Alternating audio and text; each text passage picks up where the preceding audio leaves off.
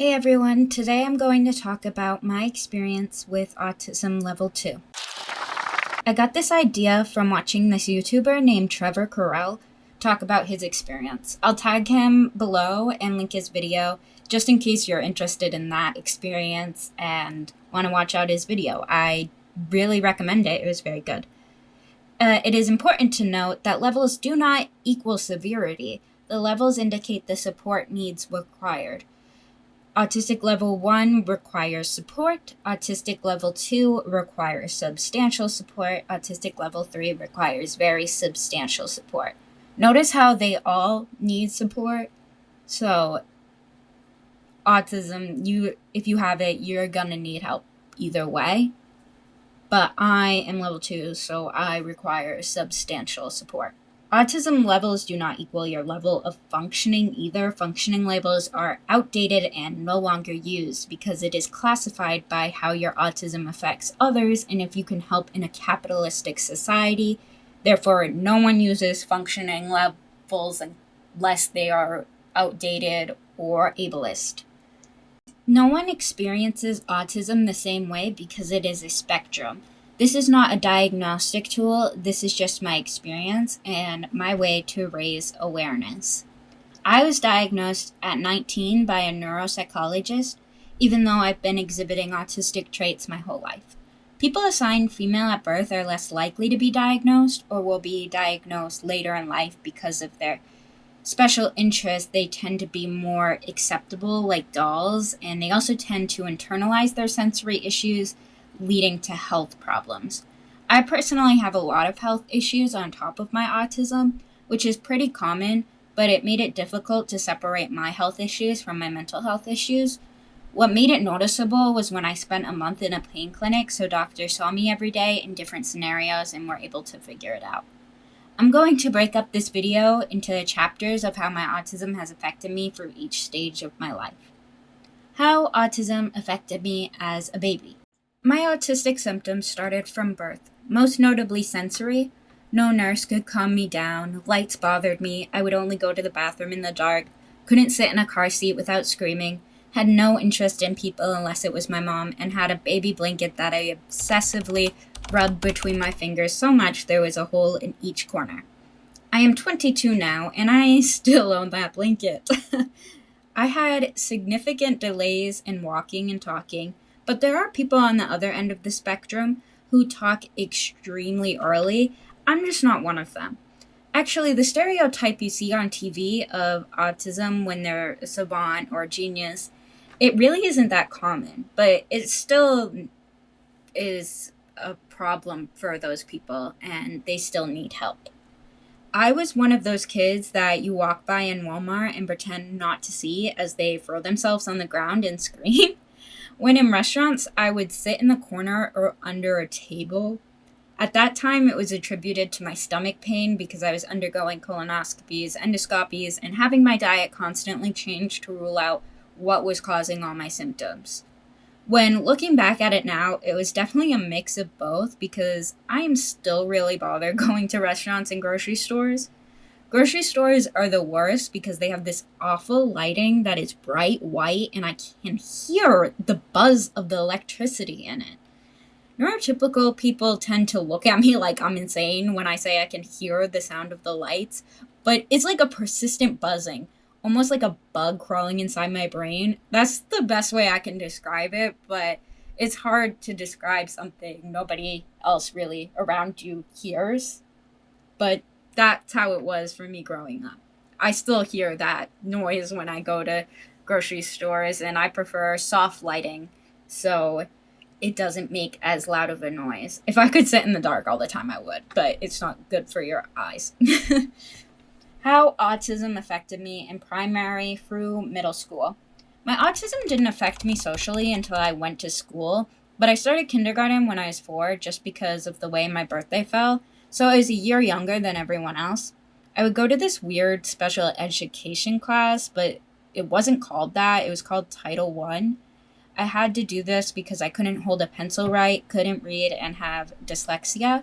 I still can't hold a pencil right to this day, and I'm now told it's due to a combination of my Ehlers-Danlos syndrome and autism.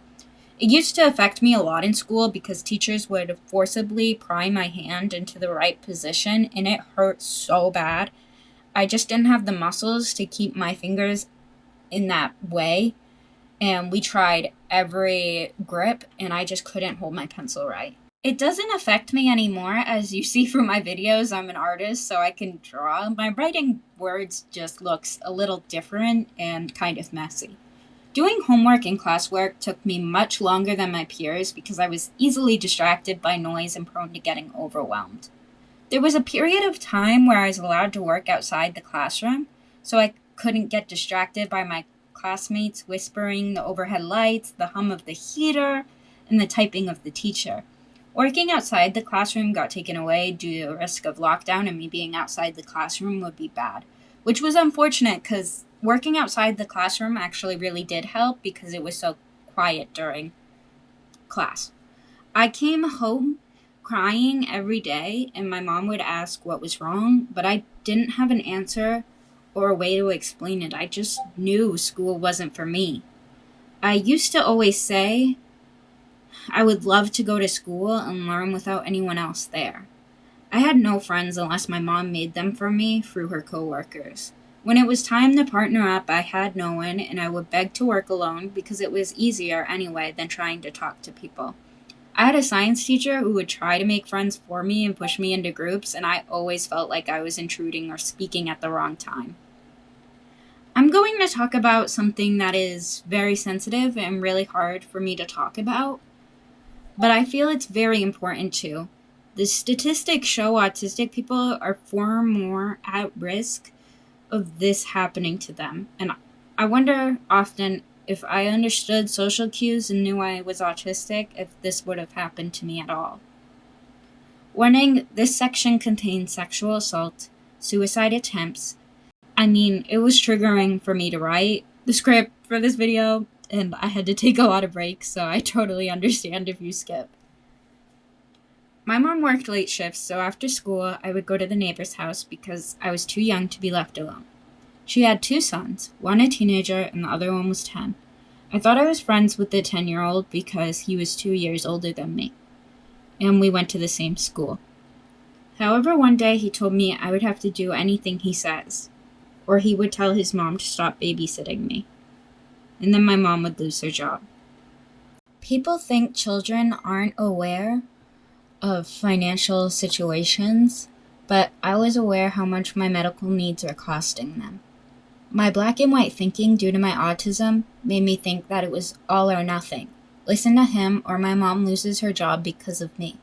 In reality, she probably could have just gotten me a babysitter that was different, but my brain didn't think that way. Autistic people are more likely to be manipulated due to not understanding social cues and their rigid thinking. It even says in my diagnostic paper that I'm prone to being manipulated, and at this time I was only 8 and didn't even know I was autistic. I'm not saying this to make you feel bad for me. I just want autistic parents and people who are autistic to know what to look out for. At the time, I didn't really understand what he was doing to me. I was only 8. I got urinary tract infection so bad I would pee myself. I went on for years until we moved. I didn't understand what happened to me until years later, and I'm still processing it now as a 22-year-old due to my delayed processing. I don't blame him. He was a kid too, and I don't blame myself for not knowing, so I guess I don't really blame anyone, but it still hurts. Though I think it could have been prevented with an early autism diagnosis and education on the human body. I don't really know, but I do know my autism definitely played a role in what happened to me, and it's really important that you look out for that. And if you have an autistic child, be aware of the risks. I think I was 9 when I first tried to kill myself. I had been getting assaulted for a year and had just found out I'm allergic to dairy after my first colonoscopy. I chugged a bunch of coffee creamer and went to sleep. I woke up the next day covered in hives. My mom took me to the hospital, and the doctors at the ER said it was chickenpox, and I had to quarantine for a week and check in with the pediatrician. It was actually a pretty enjoyable week. I spent drawing and watching cartoons. Though when I saw a pediatrician to check in how I was healing, they said it was hives, and since I cut out dairy, I had to do more allergy testing. I never told them I had dairy, so they didn't know that was why I got the hives, but my brain said I wasn't lying because they didn't ask. So, yeah. Okay, moving on to friendships. I didn't really have any friends unless my mom made them for me. I made my first best friend, though, on my own in 5th grade.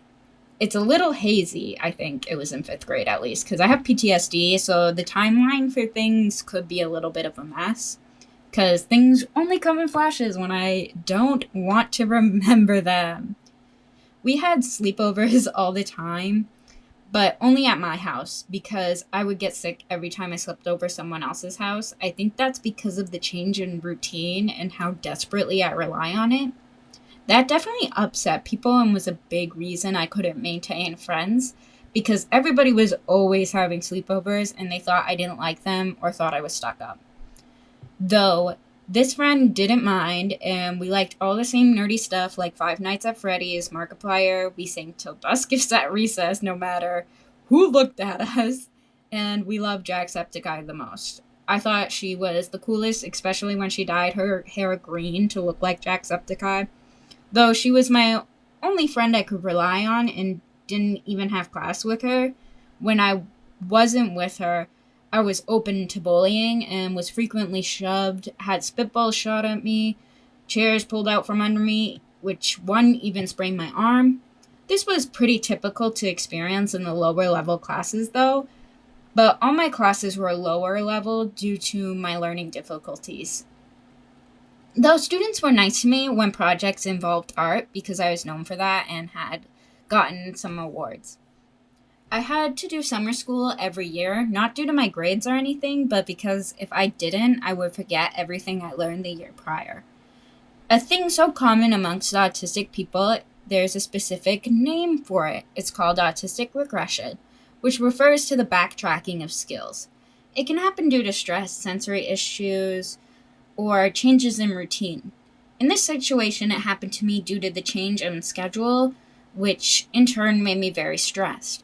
Though I was also mad to be in summer school because my grades were good, so it seemed unfair to childhood me, because I tried so hard.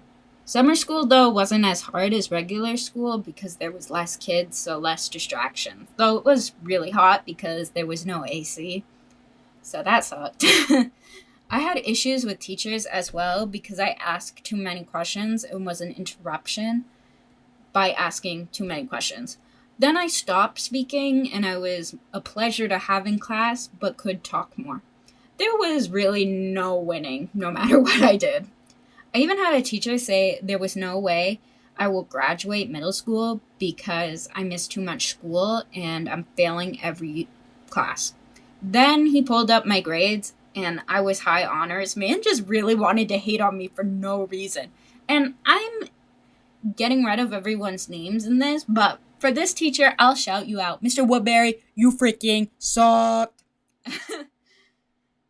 My music teacher also was not my biggest fan. Constantly said I had potential, but disappointed them.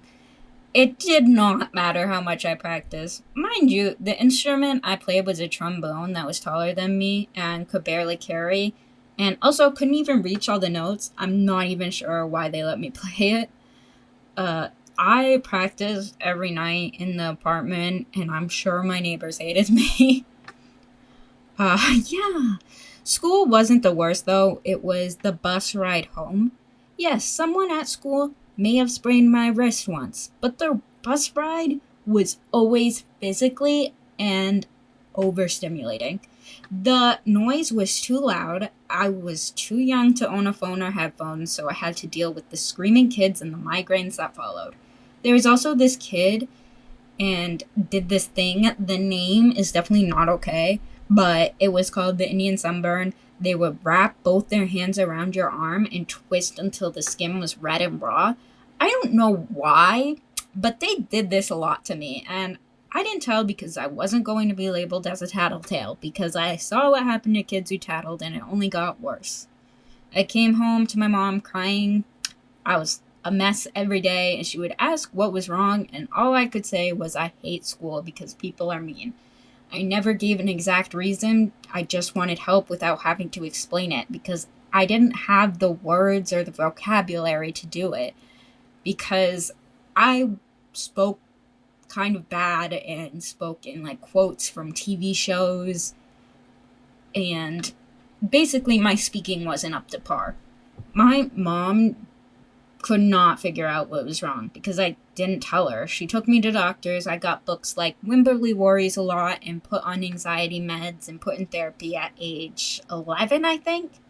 This was often a point of contention between my mom and father. He thought anxiety meds are for crazy people. I was just a kid. Kids are sensitive. He would say our last name. We just don't do feelings.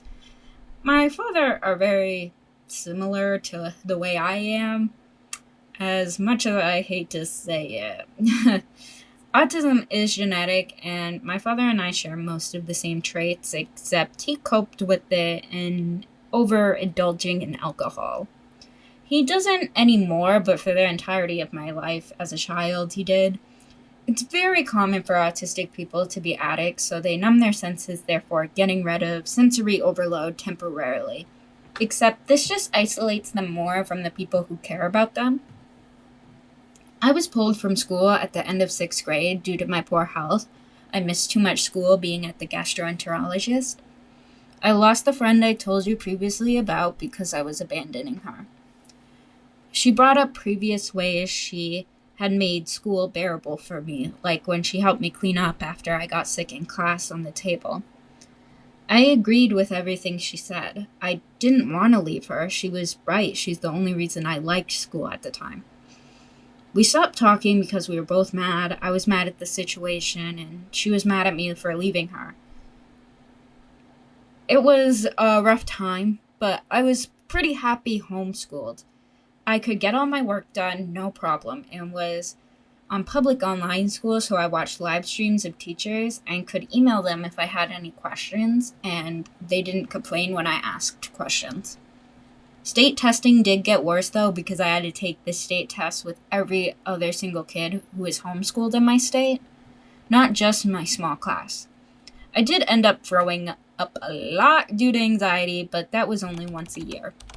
I spent all my time reading, drawing, and animating. I started to enjoy reading because it wasn't for school, and my reading ability got extremely better. I discovered fanfiction due to Doctor Who and read so much Doctor Who X Rose. Online, I felt normal. In books, I was someone else. A vampire, a mermaid, a Disney World hologram. That one is kind of a niche book. It was going good, being homeschooled, but I was a little envious of people who had that normal life. Even my fantasy book characters were all in high school, even though they had to save the world. They have friends, they went to parties while hiding their secret identity. I told my mom I'm ready to go back to school, and remember her being so happy. Now we're on to how autism affected me in high school. I was so happy to make my mom happy, and I was excited for the opportunity to go back to school. I texted my old friend from middle school and told her I was going back to school, which I don't know why I thought I could pick up. I do, but anyway, she told me she wasn't going to that school and she doesn't care because I didn't care about her. And she had a point. It had been 2 years. I shouldn't have expected her to still be there. I was lacking something called object permanence. Many neurodivergent people lack it. Those with ADHD also do. Object permanence is something you gain as your brain develops. The most easy example of lacking object permanence is peekaboo. Babies actually think you disappear behind your hands like a wizard. And that's why they are so impressed. Not saying neurodivergent people will fall for peekaboo, but it is why losing objects happens so much more frequently. It can happen with friends as well as getting so absorbed in your special interest or hyperfixation you forget about people because they aren't there. This is another common reason it is so hard to maintain friendship with people when you are neurodivergent. I went back into high school with no friends, but I was determined still, very anxious though. There were quite a few rumors about me because I randomly dropped out of middle school, so that didn't help my social standing. I did almost end up making a friend immediately, though. It was almost like she adopted me. She took me under her wing and did most of the talking for me. She was the kind of girl that everyone knew and liked and came to for advice, but no one took the time to get to know her. I still talk to her to this day, and she is still able to make friends with anyone. It's actually kind of funny because I was just talking to her the other day, and I made a weird noise as I do when I'm stimming, and she said, you still make your little noises. I make those at work too when people look at me weird, and I say it's because my friend made them all the time and now I can't stop. So I'm spreading the stim thing, I guess. I didn't even realize I stimmed that much in high school, but I guess I did. But back to the topic at hand. I didn't share lunch with her, but people would sit with me to talk about how to ask her out, which was nice because I didn't like sitting alone because I didn't want to stand out. Though I would switch to eating lunch in the basement because there was a rumor that I had bulimia because I was always throwing up, but that was because I have a condition called gastroparesis. So I didn't want people to see me eat, so I wouldn't go to the lunchroom. So awkward. There were 2 people who recognized me from school. Well, I mean, who wanted to speak to me.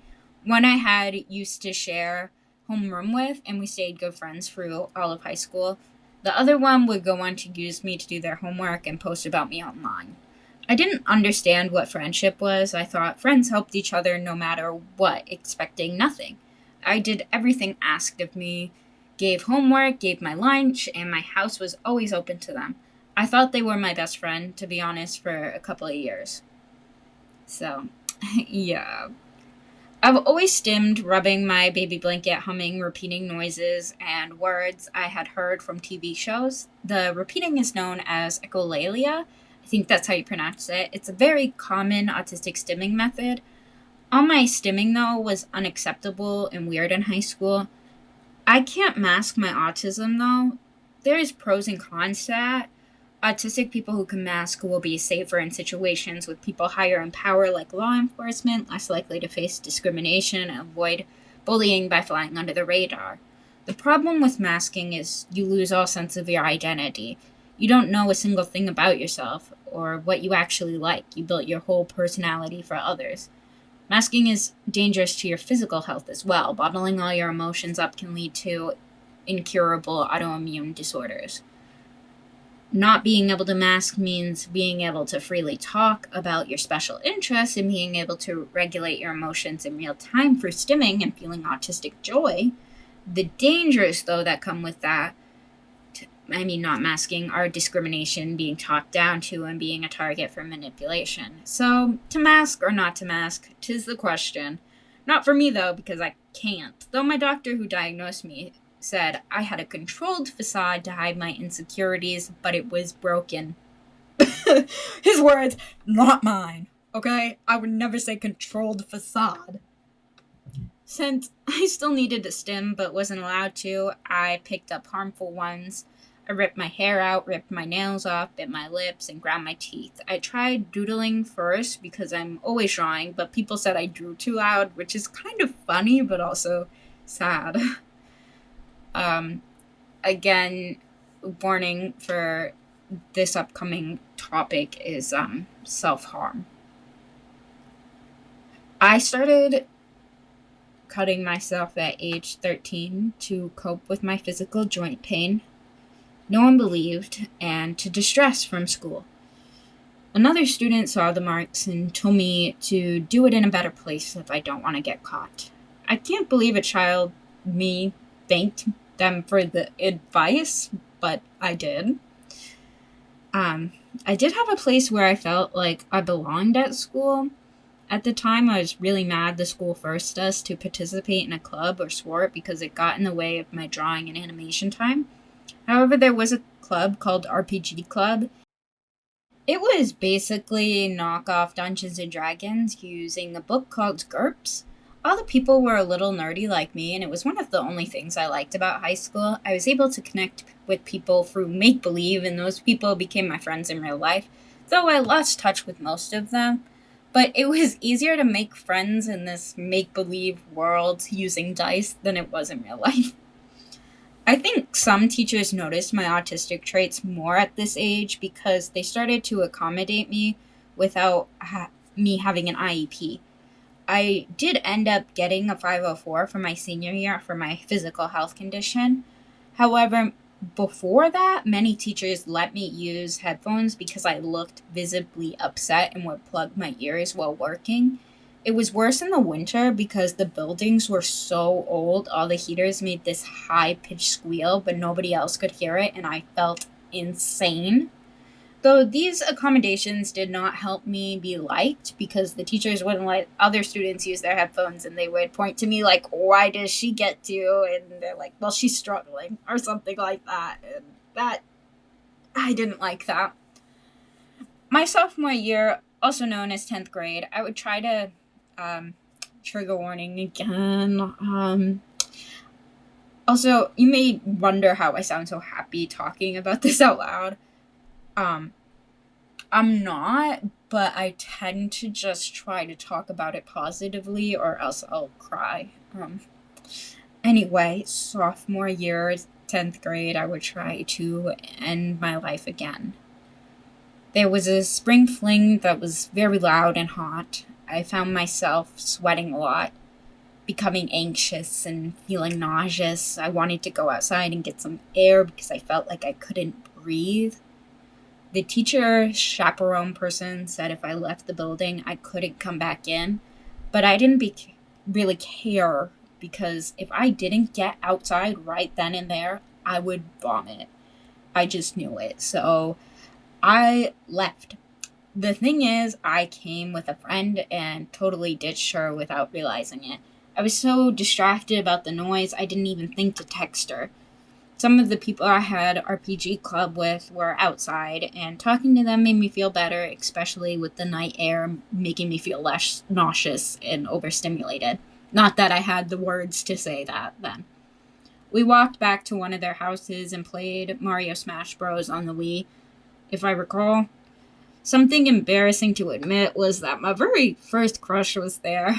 As an autistic person, we tend to hyperfixate on topics or sometimes even people.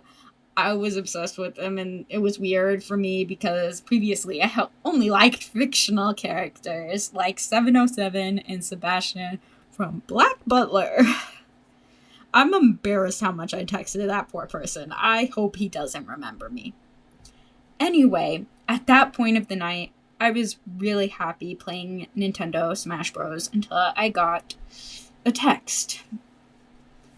The person who gave me tips on how to harm myself texted me how awful of a friend I was.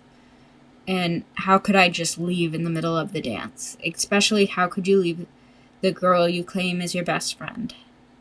I tried to explain myself, but I wasn't diagnosed with autism. I didn't know how to explain sensory overload, so I just said I felt sick because I did feel like I was going to vomit at the time.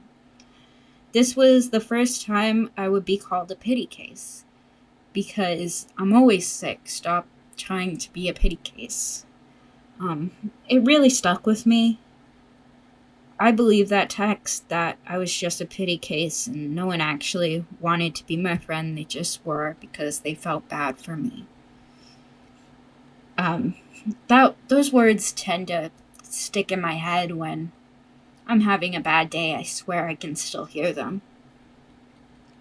I would push everyone away for years. I still do sometimes. I left their house and walked back to mine and attempted to end my life. The girl that had been my first friend in high school came back to my house after the dance and saw me very looking bad.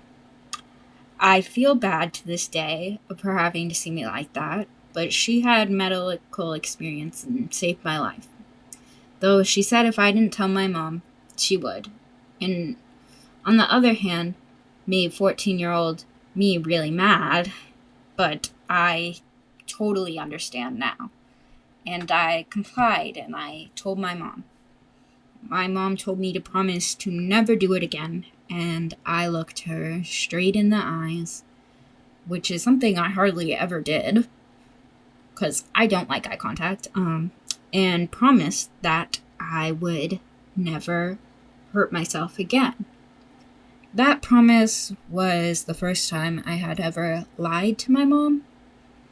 I never lied to anyone, because I was obsessed with right and wrong. Too much so, some would say. Even the person who diagnosed me says I have black and white thinking, and that is also an autistic trait. Though, it's different when you're addicted to something. Everything seems okay to do as long as you keep to getting to do the thing you're addicted to. I was still self-harming, but I had hope for my junior year because I got into a technical school and was allowed to go every other day. I was shocked I got in, honestly, because I was late to the interview, spilling papers out of my binder, and I would look like a complete mess, to be honest, and it was very competitive. Unfortunately, my junior year was one of the worst years of my life. I would never, ever relive it. Don't get me wrong, I loved the technical school, but bullying got worse at my main school. My health was at an all-time low. I had some family issues, developed one of the most painful syndromes in the world, and gross warning, my apartment complex had bed bugs. So I did not have a bed and was sleeping on the floor or in my mom's bed. This, of course, would affect any person, even if they did not have autism. But change is something that really disturbs autistic people. The difference is that even the good changes affected me because I had a change in schedule due to going to 2 different schools at the same time. So I was a mess. I did not sleep at all during this time. It was really hard. In a desperate way to feel in control, I was self-harming way more than I was before. And no one knew. As high schoolers, people were more mature, so there was no fighting on the bus anymore.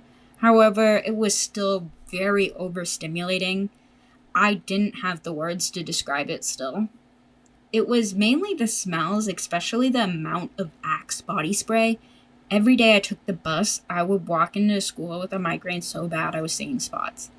I coped with the loudness better, though, as I aged due to gaining headphones. I thrived in the technical school, though, because it wasn't a normal school structure.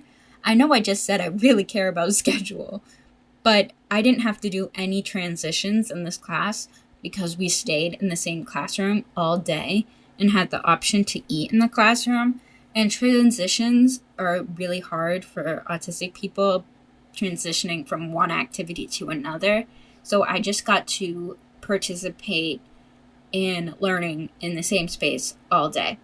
Technical school really is great for neurodivergent people because if it's a trade they enjoy, my special interest has always been animation, and digital graphics was a stepping stone for learning about that. So if you could go to school and learn about something you're obsessed with, it's great for autistic people.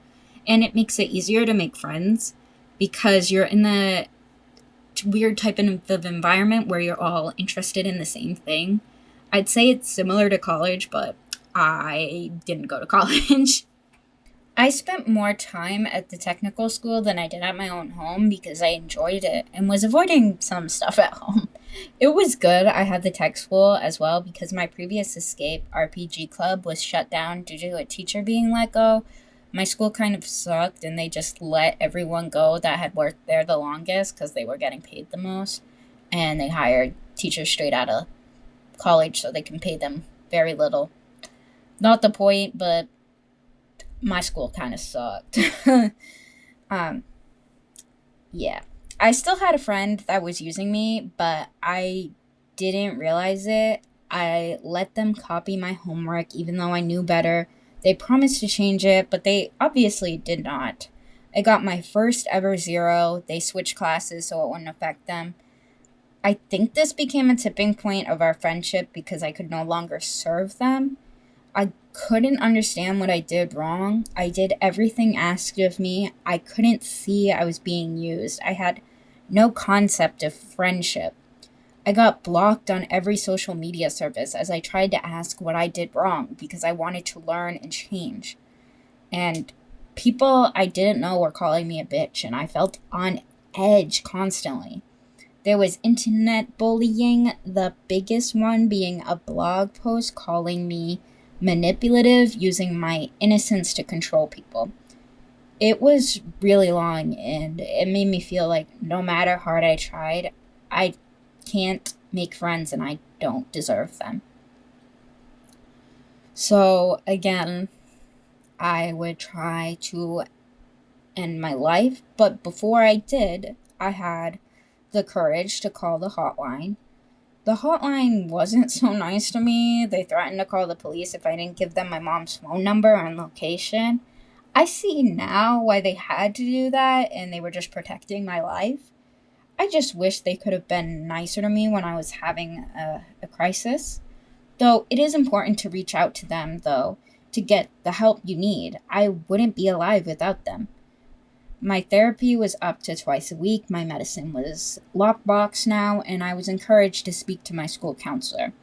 Apparently what happens outside of school, though, is out of their control and it's freedom of speech, so my school didn't help much, but my tech school gave me a reason to live, and it had a lot to do with my special interests, the main reason for my joy. It's so important as autistic people to participate in your special interests because it allows us to experience joy so intense that neurotypical people will never understand. There are therapies to make us stop talking about our special interests because it seemed as obsessive and weird, but doing that erases a part of yourself and it's harmful. For a lot of therapy, I stopped pushing people away and they were actually glad to talk to me. They actually said they thought the person was using me the whole time. I wish they would have alerted me to that, but I probably wouldn't have believed them anyway because I really thought they were my friend. So yeah. That was probably one of the biggest things that happened to me in high school that really affects me the most to this day, of my trust issues. I took driver's ed around this time as well. That was pretty bad. My mom spent so much money on it. I feel so bad about it to this day.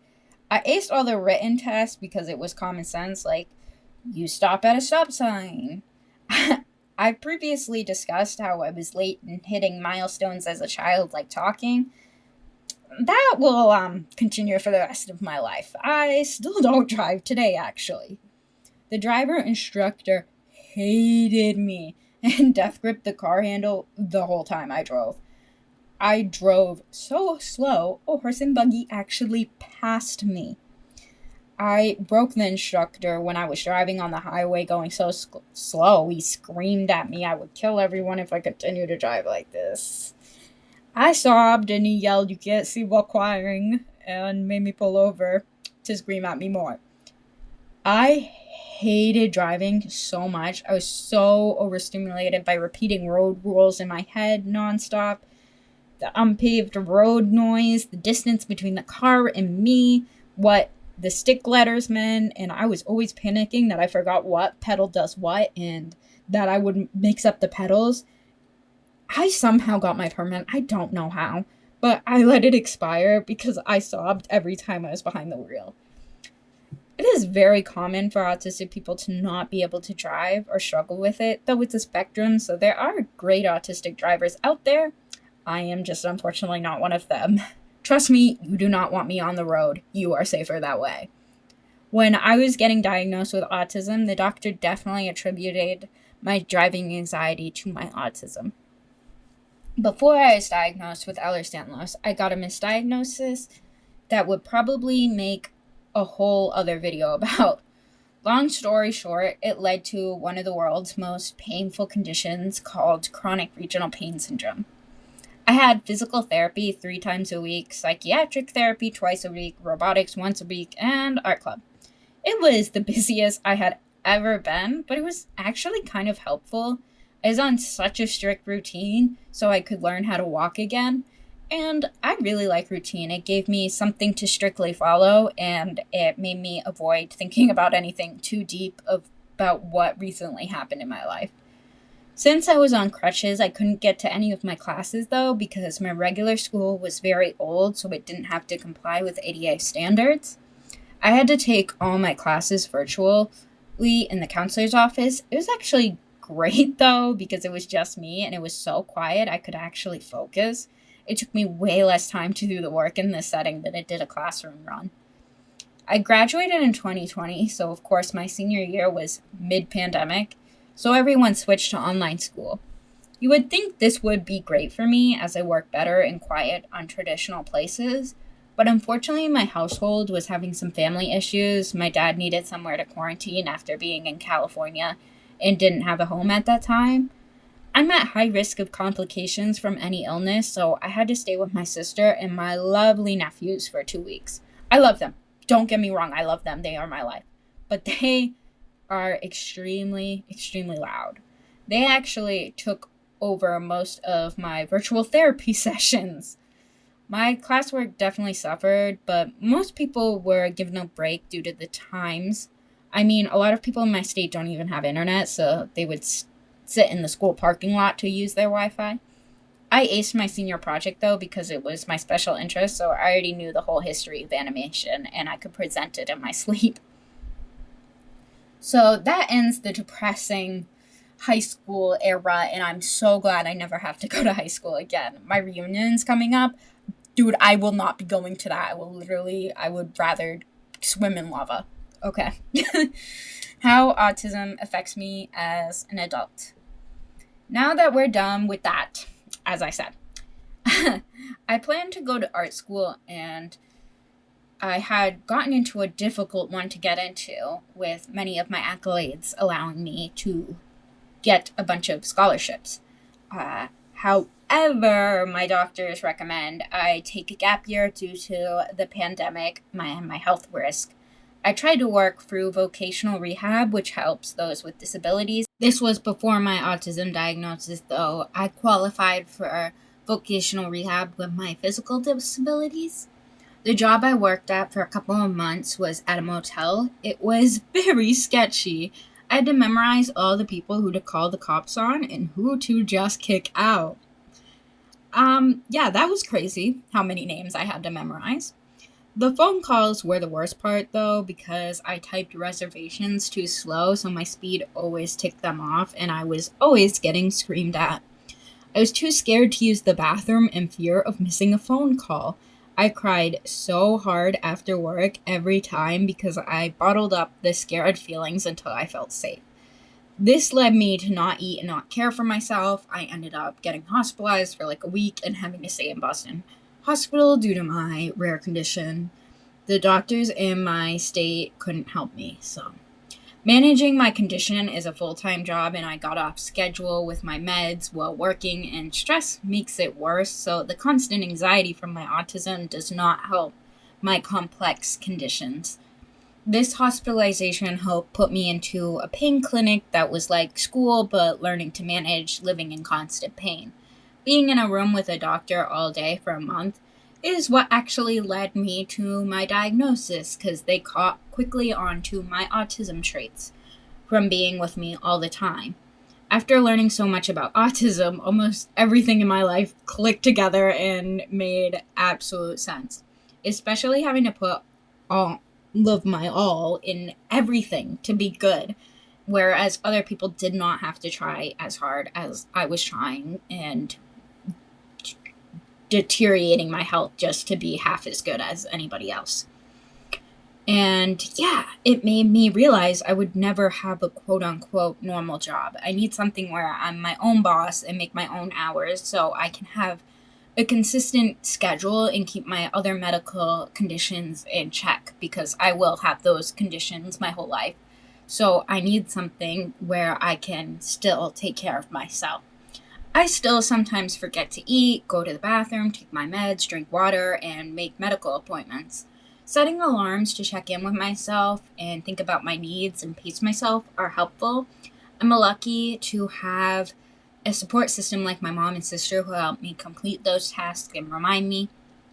It's so important to have a support system no matter what you struggle with, because all people struggle. There are resources that I will link below for some help for you.